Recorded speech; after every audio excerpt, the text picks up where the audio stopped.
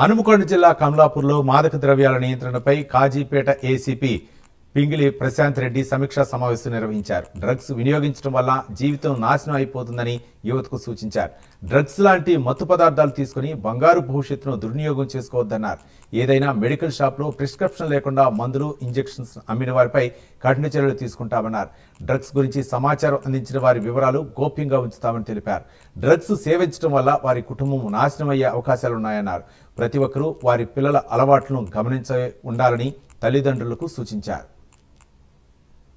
శాఖ తరపు నుండి నేను, ఇన్స్పెక్టర్ గారు, తర్వాత ఎస్ఐస్ మరియు మన మండల ఎంఆర్ఓ గారు, ఎంపీడీఓ గారు కలిసి ఈరోజు సంయుక్తంగా ఒక విలేకరుల సమావేశం ఏర్పాటు చేయడం జరిగింది.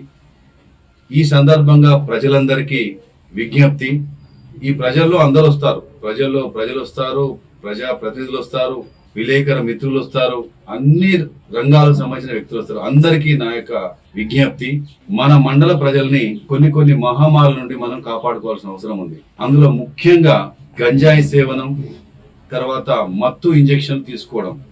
ఈ మధ్య కాలంలో మత్తు ఇంజెక్షన్లను మెడికల్ షాపులలో కొనుక్కొని ఇంజెక్షన్